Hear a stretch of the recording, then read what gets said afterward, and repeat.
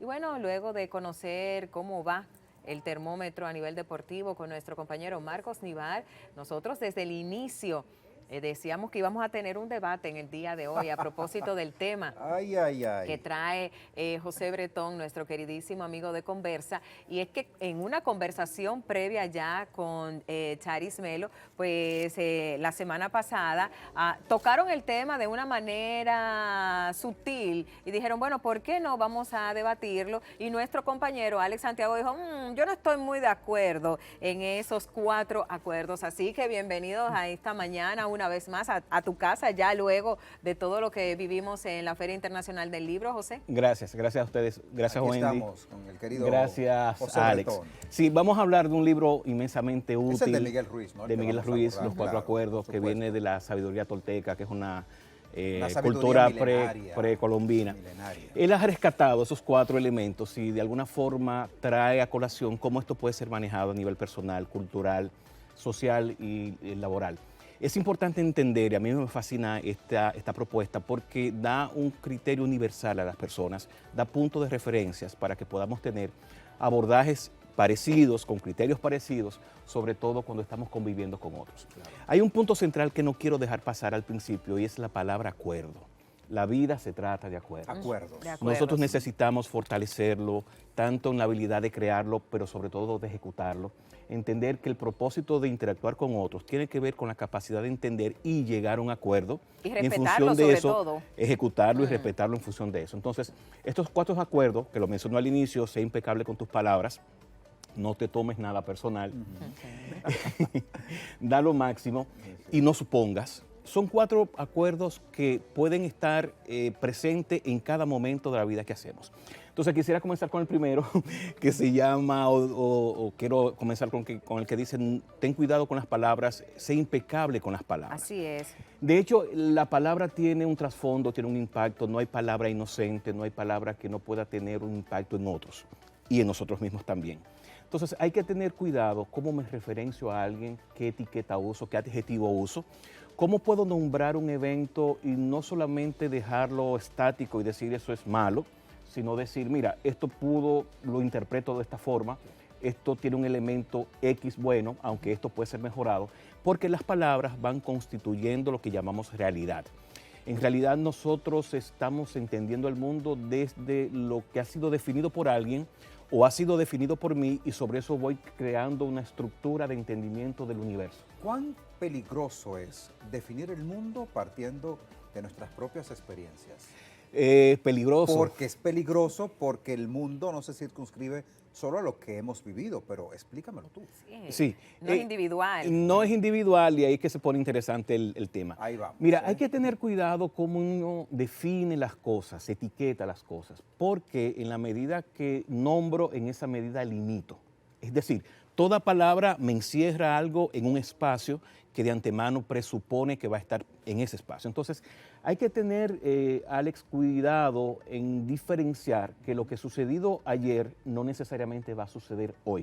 Sí. Que la relación que tuve con un amigo, que pudo haber sido buena o no tan buena, no necesariamente se va a repetir con otros elementos. Porque en la medida que puedo independizar las experiencias, voy a tener mucho más capacidad de ejecutar cosas distintas.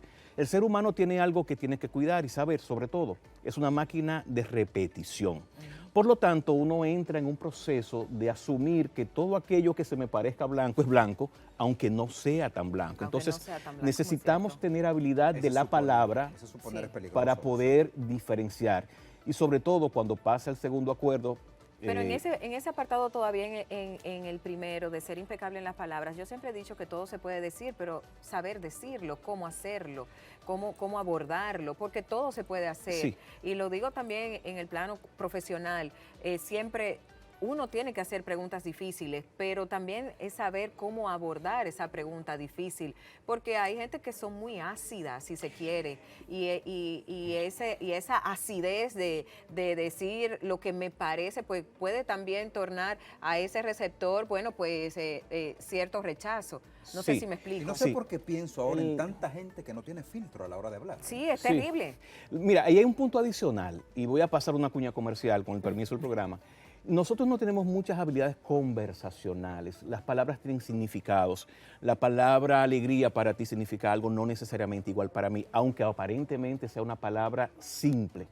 Entonces hay que entender en la interacción de que las palabras en sí mismas no son objetivas. Hay un individuo... A menos que su propia etimología ya tiene una explicación. Ya tiene una explicación, pero no se ciñe, no se limita, no tiene una sola... una palabra tiene una acepción y una denotación. Entonces, cada quien está teniendo un abordaje, un entendimiento, un valor distinto sobre una palabra, repito, que posiblemente en el diccionario tiene una definición universal, pero es particular en las cabezas. Entonces ahí empieza el tema a ponerse interesante cuando no tengo la habilidad conversacional de poder entender que esa palabra representa lo que tú quieres decir, pero no necesariamente representa ni siquiera tu misma verdad. Pudiste haber dicho algo medio rapidito y no haber capturado o entendido el impacto que tiene. Y también dices algo importante, Wendy. Hoy vivimos en un mundo fragmentado. Twitter, 280 palabras.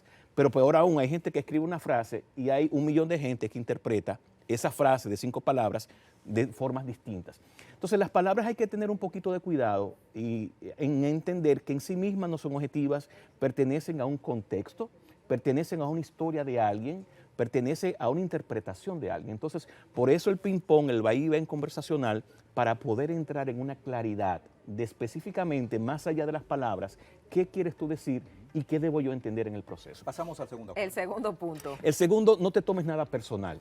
Es importante aquí... No, pero no solamente eso, dice, no tomes nada personal. El ego lleva situaciones fuera de contexto, tomando el papel de víctima. Sí, y porque el ser humano está un poquito configurado a entender que algo que no entiendo o algo que no está como yo quiero o algo que no llena mis expectativas es contra mí, o es por mí o es en consecuencia mía. O algo que no forma parte de mi ideología. Que no forma parte, que hoy día, dicho sea de paso, amerita tener entendimiento de estos puntos porque estamos constantemente debatiendo elementos distintos. Entonces, a veces jugamos incluso un punto antagónico y es que si no es blanco es negro, pero no necesariamente se vive polarizado en todo proceso de interpretación. Puede ser gris o rosa. O puede ser simplemente con otro color que se pueda crear. Entonces, siempre intentamos decir que si tú no eres bueno, eres malo, que si tú no eres trabajador, no eres una persona que no trabaja. Entonces,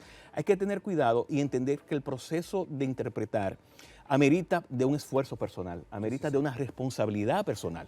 Por lo tanto, el ejercicio de interpretar de que si no me llamaste a tiempo es que tú no quieres hablar conmigo, eso es algo que está en mi cabeza, pero no necesariamente está sucediendo en el mundo externo, no necesariamente tiene que ver con la intención de Wendy para hablar conmigo. ¿Cuán peligroso es partir de supuestos? Bastante. Sin embargo, todos tenemos que tener supuestos en la cabeza. Estamos los 3 sentados aquí, tenemos el supuesto de que esta silla no se va a caer, para poner un ejemplo trivial. Sí, un ejemplo muy Entonces, claro. el ser humano necesita construir supuestos para poder operar desde esos supuestos. Ahora bien, lo que hay que interpretar y saber entender a tiempo, si esos supuestos me están ayudando, si me son favorables, si realmente no tengo que filtrarlos o tengo que cambiarlos, porque muchos supuestos han sido no elegidos, han sido simplemente que lo hemos acatado a nivel cultural, familiar, por ejemplo. Entonces, esas son verdades, vamos a llamar por este momento, que no necesariamente son tal cual las aprendí. Y de hecho, un ser humano es maduro, es adulto cuando es capaz de identificar y elegir cuáles supuestos quiere tener en su vida para poder operar. Entonces, por eso tener el entendimiento claro de que las personas por principios tienen una intención positiva para hacer las cosas, significa que de antemano, aunque mi interpretación en este momento no sea la más productiva, útil, necesito encontrar cuál es la utilidad de lo que sucede o simplemente pasar al tercer acuerdo, que significa no suponer a través de la conversación o de la pregunta. Si no quiero suponer, necesito abrir un espacio para preguntarle a Wendy, a ver, ¿qué me quieres decir con esto? ¿Qué no es esto? ¿Cómo interpreto esto? Ayúdame tú a entender. Ser más claro. Ser más claro también. Todo el mundo tiene esa capacidad. Estás diciendo algo importante y es donde conversa empieza a tener importancia porque necesitamos fortalecer esa habilidad. No es un tema, la vida no es un tema de saber ni de conocimiento, la vida es un tema de interacción con otros. La vida es un tema de tener construcciones de relaciones y por lo tanto necesito tener ese entendimiento de que no importa lo que sé, no importa mi cantidad de libros, no importa los títulos obtenidos, no importa la experiencia en mi oficio, lo que importa es la habilidad de poder entrar en un espacio en el cual los tres podamos tener una conversación, que creamos acuerdos, que despejemos dudas, que pongamos las cosas claras y sobre todo que podamos tener una relación, porque en la relación se experimenta lo que uno puede llamar felicidad, lo que uno puede llamar productividad, cualquier término tiene que ver cómo me llevo con alguien. Por eso a veces, cuando por razones de la vida no estamos compartiendo con alguien que no funciona, se nos hace tan cuesta arriba, pero lo que hay que abordar es cómo mejorar la relación y tiene que ver con elementos de lo que estamos trabajando, no suponer y tener entendido de que no es algo que va contra mí, ni algo que es particular contra mí. Entonces, estos dos acuerdos que hemos mencionado acá, que tienen que ver con no tomarme las cosas personal y el valor de la palabra, tiene tanto impacto en lo cotidiano, tienen tanto impacto en la calidad de vida que podemos tener. Y aquí me robo un segundo. Necesitamos llevar este mensaje incluso a la sociedad, porque hoy día tenemos individuos con mucho más capacidad de opinión, mucho más facilidad de opinión, pero necesitamos entender que podemos convivir en la divergencia y tenemos el deber de decir, pero tenemos el derecho de preguntar, que es lo que a veces no hacemos. Muy pocas personas tolerantes, entonces, ahora estamos viendo que cualquiera puede decir cualquier cosa, ojo con eso, y hay mucha gente que incluso pues responde a ese mensaje negativo. Todo lo que le puedan decir de esa persona positivo, bien, le doy like, pero ese mensaje negativo es el que respondo. Entonces, pero sobre todo responden sin fundamento. Sí, es lo que entonces hay como poca tolerancia. Ahí lo que hay que hacer es un contrapeso. El contrapeso, pienso, es, por ejemplo, no responder cosas negativas.